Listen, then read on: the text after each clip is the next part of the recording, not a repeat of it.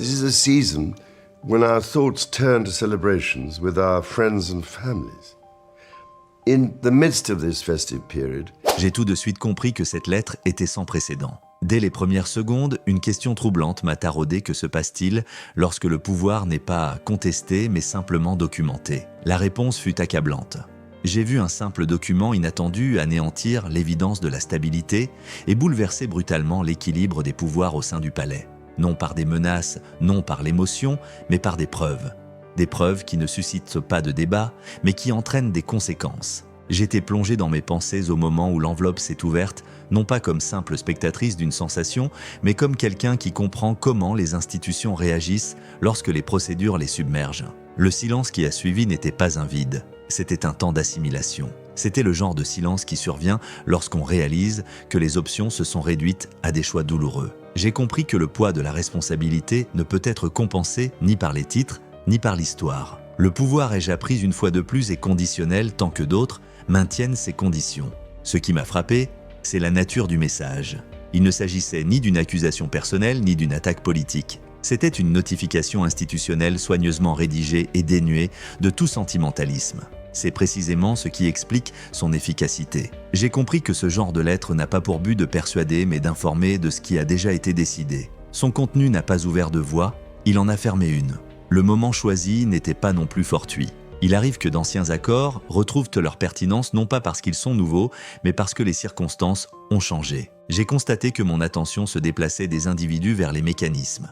Car lorsqu'un système est construit avec autant de soin, l'important n'est plus tant qui a écrit la lettre que qui gère les archives. Dans les systèmes de pouvoir, les archives ne sont pas des dépôts, ce sont des outils. Elles attendent patiemment que le contexte le soutient et la nécessité s'aligne. Et lorsque cela se produit, elles s'expriment avec une autorité qui prime sur la volonté individuelle. J'ai vu comment cette autorité était déployée ici, non pour punir, mais pour rétablir ce qui était considéré comme un équilibre. Mon analyse s'est focalisée sur le ton.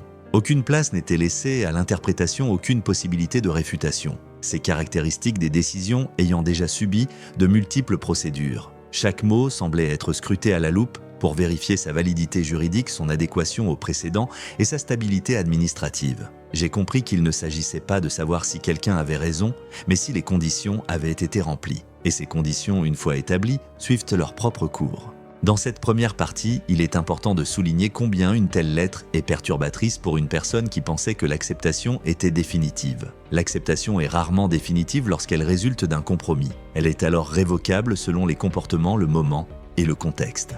J'ai perçu la tension entre le sacrifice personnel et la mémoire institutionnelle. Ceux qui persévèrent pendant des années peuvent finir par croire que la persévérance est synonyme de sécurité.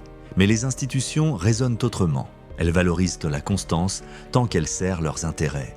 Je me suis demandé si cet incident aurait pu être évité. La transparence aurait-elle permis d'apaiser les tensions plus rapidement, ou bien ce dénouement était-il inscrit d'emblée dans les termes et conditions initialement acceptés? La réponse se situe probablement entre les deux. La transparence peut réduire les tensions, mais elle ne peut annuler les accords conclus précisément pour gérer ce genre de situation. Ce qui est apparu clairement, c'est le peu de marge de manœuvre qui subsiste lorsque d'anciens documents sont réactivés. J'ai également constaté que la dimension personnelle était immédiatement éclipsée par la dimension structurelle. L'amour, la loyauté et l'histoire sont importants certes, mais ils n'ont pas le même poids que les précédents et la continuité. À ce stade, il est devenu évident que l'institution ne se corrige pas par l'empathie, mais par les procédures. Cela peut paraître dur, mais c'est ce qui assure sa pérennité. Le prix à payer est celui des individus qui, à un moment ou un autre, se retrouvent en infraction.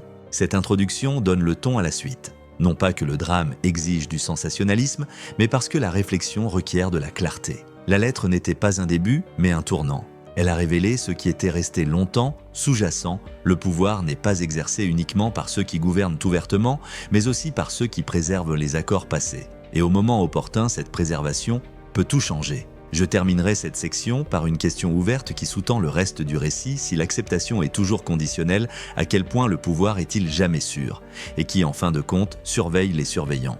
En creusant davantage l'origine de ces conditions, j'ai compris à quel point cette histoire remontait loin. Les accords tacites naissent rarement de la seule méfiance. Ils naissent plutôt de la peur de l'instabilité. J'ai reconstitué comment, des années avant leur acceptation officielle, un processus parallèle s'était déroulé au cours duquel les risques avaient été identifiés et les responsabilités définies à l'avance. non pas par conspiration, mais par précaution. Dans les institutions, qui n'oublient rien, chaque cas exceptionnel est d'abord formalisé en conditions précisément pour éviter toute escalade ultérieure. Cette prise de conscience a rendu le contenu de la lettre plus compréhensible, mais non moins perturbateur. J'ai constaté que de tels accords sont souvent conclus en période de vulnérabilité, lorsque la résistance publique est forte, que le soutien semble fragile, que l'avenir paraît incertain.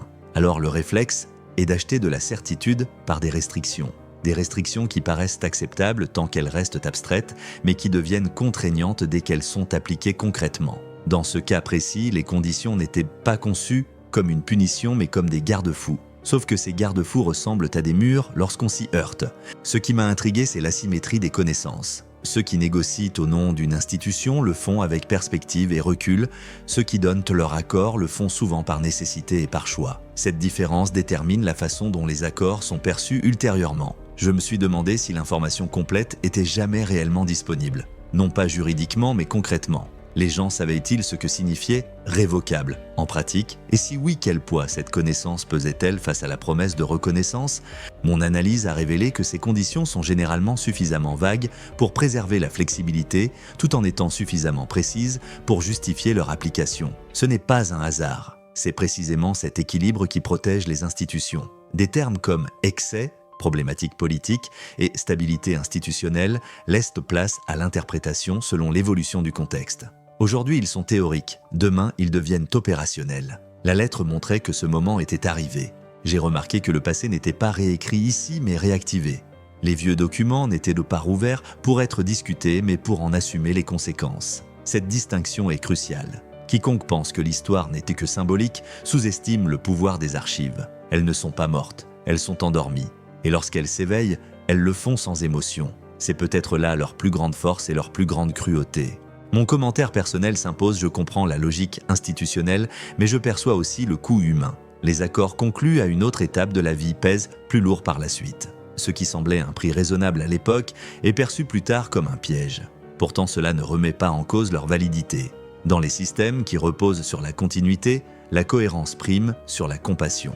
C'est difficile à accepter, mais cela explique la situation. Je me demandais s'il existait une autre voie. Une renégociation aurait-elle pu aboutir? En théorie, oui, mais seulement avant que les conditions ne soient violées ou perçues comme telles. Dès lors que la mise en application est engagée, le rapport de force bascule. Négocier est alors considéré comme une manœuvre de sape. La lettre indiquait clairement que ce stade était révolu. Toute marge de manœuvre se réduisait à la simple mise en œuvre. Cette section révèle également le rôle des médiateurs. Les accords sont rarement conclus directement entre les parties les plus en vue. Ils transitent par des conseillers, des représentants et des confidents qui évaluent les intérêts et les risques. Cela crée une distance et parfois des malentendus. J'ai réalisé que cette distance peut être perçue ultérieurement comme une trahison, même si elle visait initialement à protéger. Le paradoxe de la représentation, celui que vous protégez, peut vous réserver des surprises. Je souhaite soulever ici une question ouverte qui touche au cœur même de la légitimité lorsque des conditions sont nécessaires à l'acceptation qui est responsable de leur maintien. L'institution qui les garantit ou la personne qui les respecte. La réponse détermine la perception de l'équité de leur application et c'est l'expérience plus que la seule légitimité qui façonne la perception du public. En examinant ces accords tacites, il est devenu évident qu'ils n'avaient rien d'exceptionnel. Ils s'inscrivent dans un schéma où des exceptions sont tolérées sous certaines conditions précisément pour protéger la règle. Cela rend la situation moins personnelle mais non moins dramatique, car quiconque bénéficie d'une exception vit toujours sous la menace d'une révocation. Cette menace ne disparaît jamais complètement aussi réussie que puisse paraître l'intégration. À la fin de cette section, j'ai senti la tension monter. Les termes étaient suffisamment clairs pour être appliqués, suffisamment anciens pour faire autorité et suffisamment actuels pour être pertinents. Restait l'affrontement entre l'amour et la couronne, un conflit qui n'était plus théorique mais concret et immédiat. À partir de là, la tension devint personnelle et inévitable. J'ai senti le langage abstrait des conditions générales et des archives céder la place à un affrontement brutal entre loyauté et devoir. L'opposition entre l'amour et le pouvoir peut sembler cliché, mais à ce stade, il s'agissait d'une équation concrète dénuée de tout romantisme. J'ai compris que chaque choix impliquait une perte et que l'équilibre serait toujours rompu. La question n'était plus de savoir ce qui nous semblait juste, mais ce qui était viable sur le plan institutionnel. Cette prise de conscience est bien plus douloureuse que la désapprobation publique. J'ai constaté que les relations personnelles au sein des systèmes de pouvoir comportent toujours une seconde dimension. Elles sont réelles, intenses et déterminantes pour l'identité, mais elles s'inscrivent dans des cadres plus anciens et plus vastes que l'individu. Lorsque ces cadres sont remis en question, on attend de la personne qu'elle se divise loyauté privée, obéissance publique. Cela paraît gérable en théorie. En pratique, c'est paralysant. J'ai vu comment la logique interne du devoir a commencé à supplanter la logique émotionnelle de la loyauté.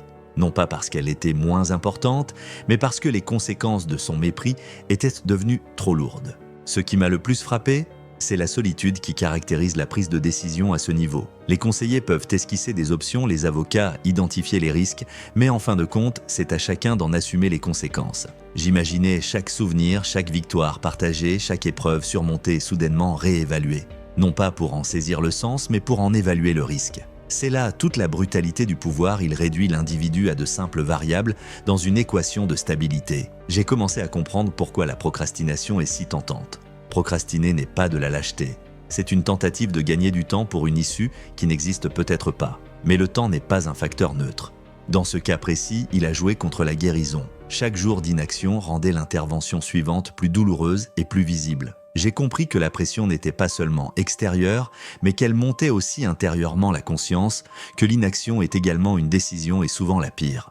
Mon analyse a révélé une réalité historique. Ce type de conflit n'est pas sans précédent. Non pas pour les reproduire à l'identique, mais pour comprendre comment les institutions réagissent lorsque des choix individuels menacent de devenir des précédents. Le mot-clé est « précédent ».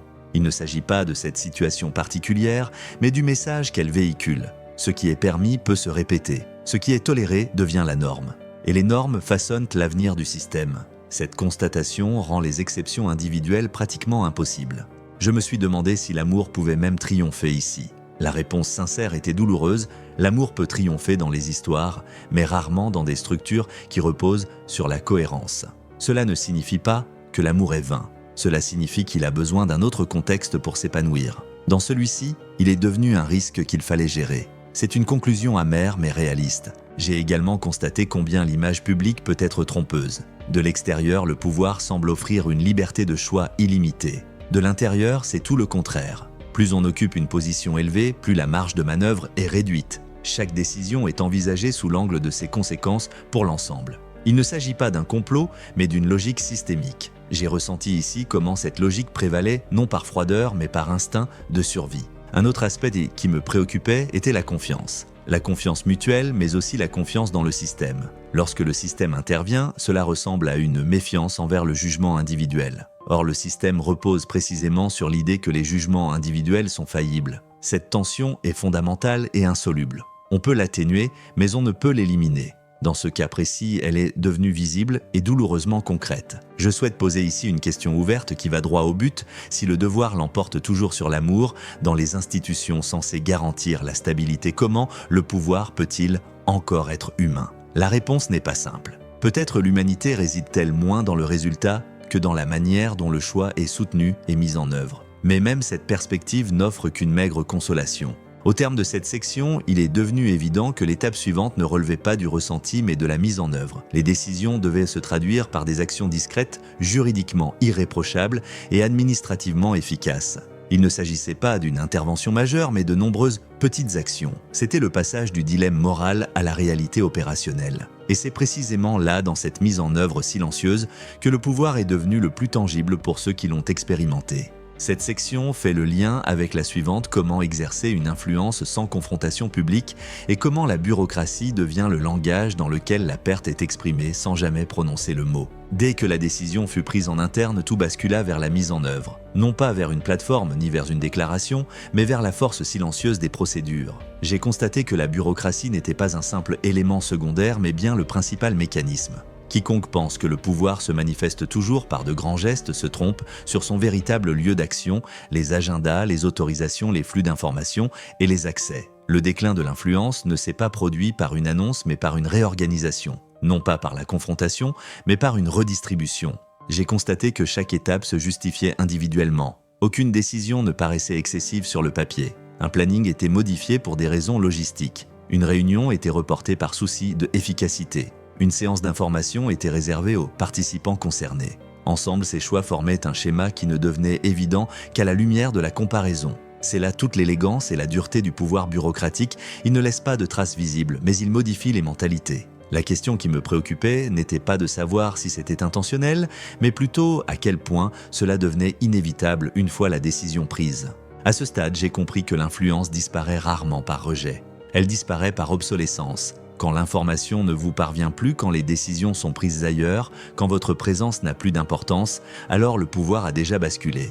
Les titres peuvent demeurer, les protocoles peuvent sembler intacts, mais le cœur du système a changé. J'ai observé le fonctionnement de ce mécanisme car il est à l'œuvre depuis des siècles. Il est conçu pour maintenir la stabilité sans provoquer de bouleversement. Il est également conçu pour neutraliser toute résistance sans affrontement. Ce qui m'a frappé, c'est la rapidité avec laquelle tout cela a pu se produire une fois la direction prise. Des années de construction peuvent être anéanties en quelques semaines dès que les procédures sont activées. Ce n'est pas de la cruauté, c'est de l'efficacité. Les institutions prospèrent grâce à la prévisibilité. Elles préfèrent un démantèlement progressif à une correction brutale. À cet égard, le démantèlement silencieux était non seulement efficace, mais aussi conforme à la logique du système. Pourtant, d'un point de vue humain, il reste impitoyable. J'ai constaté comment le langage est devenu un outil à ce stade. Non pas le langage des explications, mais celui des notes de service et des formulations. Des termes comme repriorisation, coordination et optimisation ont remplacé tout ce qu'il ne fallait pas dire. Il ne s'agit pas de tromperie, mais d'une question de formalité administrative. L'utilisation de termes neutres permet de maintenir le processus gérable et juridiquement valable. Cependant, ce langage a tendance à éloigner ceux qui le subissent. La perte est reconnue administrativement et non émotionnellement. Mon analyse a révélé la gestion très méticuleuse de la visibilité. Les moments publics subsistaient, mais devenaient plus sélectifs.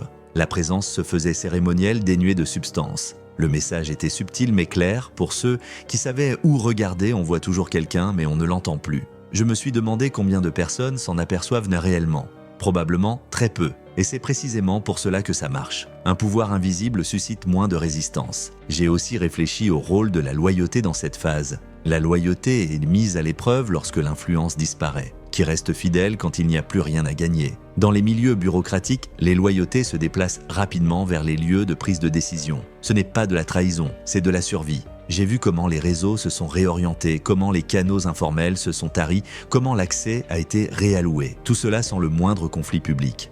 Le système a retrouvé son équilibre par cette réallocation. Une autre question me préoccupait, celle de la responsabilité. Qui était responsable des conséquences d'une décision mise en œuvre de façon aussi fragmentée? Personne et tout le monde à la fois. C'est le paradoxe. Parce que chaque étape est petite et formellement correcte, il n'y a jamais un seul moment où quelqu'un dit « ça y est, c'est fini ». Et pourtant, ça s'arrête. Ce qui rend la résistance difficile voire impossible. On ne peut pas intenter d'action en justice contre un système sans décision claire. On ne peut que constater que sa position a changé. Je pose ici une question ouverte qui touche à notre conception de la justice. Un démantèlement silencieux est-il plus juste qu'une rupture ouverte? Du point de vue de la stabilité, oui.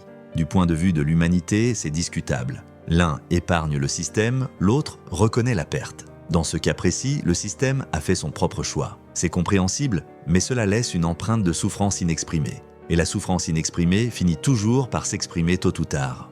À mesure que ce dysfonctionnement bureaucratique se dévoilait, il est devenu évident que l'issue était prédéterminée mais pas l'expérience elle-même. La manière dont on la vit, progressivement, de façon confuse, sans véritable conclusion, rend le processus plus difficile. Il n'y a pas de date butoir, pas de déclaration officielle à citer, pas de rituel à accomplir. Il n'y a que l'accumulation de signaux qui ensemble forment un seul message: votre rôle est terminé. Cette section m'amène inévitablement à la phase suivante, l'éveil personnel. Car à mesure que le système se guérit, la personne concernée commence à comprendre ce qui se passe. Non pas par une annonce, mais par l'expérience de l'absence. Et c'est précisément là, dans cette prise de conscience, que le pouvoir silencieux se révèle comme une perte désormais indéniable. Le moment de l'éveil survient rarement brutalement. Il s'insinue, dissimulé sous le couvert du hasard par une série de petits écarts que l'on tente d'abord de rationaliser. J'ai constaté que l'isolement ne s'annonçait pas, il se vivait. Une réunion annulée, une décision prise avant même d'avoir consulté. Un appel resté sans réponse. Chaque signal pris individuellement pouvait s'expliquer. Ensemble, ils formaient un schéma impossible à ignorer. C'est ainsi que le pouvoir s'évanouit sans un mot et que ceux qui le perdent commencent peu à peu à comprendre. J'ai constaté à quel point ce processus est psychologiquement éprouvant, bien plus qu'une rupture publique. Sans confrontation, il n'y a pas le temps de réagir, de protester, ni même de faire son deuil. Au lieu de cela, un doute constant s'installe. Est-ce que je rêve ou est-ce réel? Ce doute est paralysant. Il rend prudent au mauvais moment et trop tard pour le bon. J'ai vu comment la confiance en soi a cédé la place à la vigilance, comment chaque interaction était analysée à la loupe pour en déceler les sous-entendus et les implications. Ce qui m'a le plus frappé, c'est la façon dont les souvenirs sont revenus durant cette période. De vieilles conversations ont pris un sens nouveau. Des avertissements qui semblaient exagérés ont soudain résonné avec une clarté limpide. J'ai compris comment on pouvait alors réaliser que l'acceptation avait toujours été conditionnelle. Non pas parce qu'on avait échoué, mais parce qu'on n'avait jamais été pleinement accepté. Cette prise de conscience est d'autant plus douloureuse qu'elle arrive si tard. On ne peut pas revenir à l'ignorance et avancer sans clarté, paraît impossible. J'ai constaté comment l'environnement s'est subtilement transformé. Les gens sont devenus plus polis, plus formels, plus distants, non pas hostiles mais réservés. C'est peut-être encore plus douloureux. L'hostilité confirme l'engagement, la distance suggère l'inutilité. Dans les environnements hiérarchiques, l'inutilité est la véritable fin. Cela signifie que les décisions sont prises ailleurs et que votre présence n'est plus nécessaire. Cette prise de conscience est difficile à accepter pour quelqu'un qui a investi des années dans la visibilité et l'influence. J'ai commencé à comprendre que l'isolement ici n'était pas d'ordre personnel, mais fonctionnel. Le système réduit les perturbations en raccourcissant les files d'attente. Quiconque ne contribue plus à l'objectif est progressivement exclu du réseau. Cela peut paraître froid, mais c'est cohérent avec la logique que j'ai décrite précédemment. Pourtant, l'expérience humaine reste poignante. On ne se sent pas mis à l'écart, mais plutôt dissous. Notre rôle disparaît sans cérémonie. À ce stade, je me suis demandé comment on pouvait s'en protéger. La vérité, c'est que c'est quasiment impossible. Toute résistance ouverte accélère le démantèlement. Le silence entretient l'incertitude. Se laisser faire peut donner l'impression de se renier.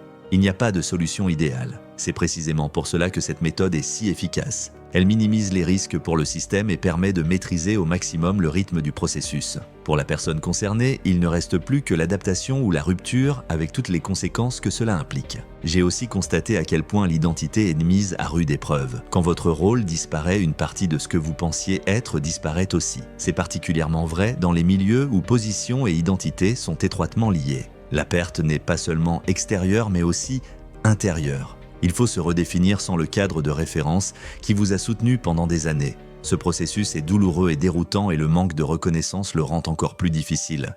Personne ne dit « c'est fini », ça s'arrête tout simplement. Un autre aspect qui me préoccupait était la loyauté au sein des relations. Lorsqu'une personne sent son influence décliner, cela met également à l'épreuve ses liens avec ses proches. Tout le monde ne peut pas ou ne souhaite pas participer à un processus qui pourrait lui nuire. La compréhension et le soutien se font alors plus rares, ce qui renforce le sentiment d'isolement. On se retrouve non seulement face au système, mais aussi face à la réalité que sa position a toujours été en partie tributaire de celle qu'on est en train de perdre. Je souhaite soulever ici une question ouverte qui touche à la dignité humaine. Est-il juste de retirer le pouvoir sans marquer explicitement ce moment ? Du point de vue de la stabilité peut-être, du point de vue de l'humanité, c'est une forme de déni. Cela prive une personne de la possibilité de dire adieu, de donner un sens à ce qui s'achève. Et le sens est essentiel à la guérison. Sans sens, il ne reste que le vide. Au fil de cette phase, il est devenu évident que le processus était irréversible. Non pas parce qu'une décision officielle avait été communiquée, mais parce que l'expérience était cohérente. Chaque nouveau signal confirmait le précédent. L'ensemble ne laissait place à aucune autre interprétation. Il ne s'agissait pas d'une restructuration temporaire, mais d'un changement permanent. La question n'était plus de savoir si cela s'arrêterait, mais jusqu'où cela irait. Ceci m'amène à la dernière phase, décision précédent et avenir. Car lorsqu'une personne reconnaît une perte d'influence, la seule question qui demeure est celle des conséquences pour le système qui la rend possible et pour les précédents qui l'établit. Ce qui se produit discrètement aujourd'hui peut devenir la norme demain. Et ce sont les normes et non les intentions qui déterminent l'avenir. Une fois que j'ai compris que le retour était impossible, mon attention s'est portée sur la signification de tout cela au-delà de la perte personnelle. Les décisions à ce niveau ne sont jamais des fins en soi. Elles sont des repères. Elles se tracent la voie à suivre et déterminent comment des situations similaires seront gérées à l'avenir. J'ai constaté comment le précédent est devenu de manière tacite le centre de gravité de la situation. Non pas parce que quelqu'un l'a dit ouvertement, mais parce que chaque système tire des leçons de ses propres interventions. Ce qui est mis en œuvre aujourd'hui, sans confrontation, peut servir de modèle par la suite. J'ai commencé à analyser les conséquences. Pour l'individu, cela signifie une redéfinition forcée, une vie sans influence, une identité en dehors du centre des décisions. Ce processus est douloureux, mais aussi révélateur. Perdre son rôle ne signifie pas automatiquement perdre sa voix. La question est de savoir où cette voie peut encore trouver un sens. Au sein du système, l'espace est limité. En dehors, il peut s'épanouir. C'est un paradoxe, le pouvoir disparaît mais l'autonomie peut croître. Ce changement n'est pas réconfortant, mais il est bien réel. Pour l'institution, les conséquences sont à la fois plus abstraites et plus graves. Avec cette évolution des événements, le système confirme sa préférence pour la stabilité plutôt que pour la validation émotionnelle. Cette approche est cohérente mais non sans risque. Chaque précédent réduit la marge de manœuvre pour les exceptions futures. Une fois qu'une suppression progressive et discrète aura prouvé son efficacité, elle sera plus fréquemment utilisée. Cela peut s'avérer efficace mais aussi engendrer un sentiment d'aliénation, car l'efficacité sans validation érode la confiance à long terme. Je me demande comment cette décision sera interprétée par la suite. Sera-t-elle perçue comme une correction nécessaire ou comme une occasion manquée de transparence? L'histoire est rarement indulgente, mais elle est constante. Elle recherche des schémas, non des intentions. Si ce moment est suivi d'ouverture, il pourrait être considéré comme une étape douloureuse, mais pleine de maturité. S'il se répète, il pourrait devenir le symbole d'un système qui évite les conflits en niant le sens. L'issue dépendra de la suite des événements. Selon moi, l'avenir suivra une double trajectoire. D'une part, l'institution renforcera ses procédures afin de traiter plus rapidement les situations similaires en exigeant des conditions plus précises et en intervenant plus vite. Cela accroît la prévisibilité mais au détriment de l'humanité. D'autre part, l'exigence de transparence du public continuera de croître. Cette tension persistera et devra être gérée de manière constante. La capacité à la supporter déterminera la légitimité du système. Je pose une dernière question ouverte et essentielle. Qu'est-ce qui importe le plus pour l'avenir? La paix que procure le silence ou la confiance que restaure la reconnaissance? La réponse n'est pas tranchée, mais ce choix se révèle dans les actes. Le silence peut apaiser, mais la reconnaissance peut créer des liens. Ceux qui ne font que stabiliser risquent l'isolement. Ceux qui ne font que reconnaître risquent le trouble. Le leadership réside dans la capacité à trouver un juste équilibre. En conclusion, j'ai le sentiment que cette histoire ne s'achève pas sur une perte mais sur une nouvelle orientation. Une orientation pour une personne qui a besoin de se repositionner et une orientation pour une institution qui a mis ses propres outils à l'épreuve. La leçon n'est pas que les procédures sont mauvaises, mais qu'elles doivent être accompagnées d'un soutien humain. Sans ce soutien, toute correction reste techniquement correcte, mais dénuée de sens. Je voudrais conclure en vous remerciant de votre attention et en vous invitant à la réflexion. Réfléchissez ensemble à la manière dont le pouvoir devrait s'exercer à une époque où la visibilité et l'examen minutieux sont inévitables. Posez des questions complémentaires, partagez vos idées et restez critiques sans pour autant sombrer dans le cynisme. Car en fin de compte, ce ne sont pas seulement les archives qui déterminent l'avenir, mais aussi les conversations que nous osons avoir lorsque le silence n'a plus lieu d'être.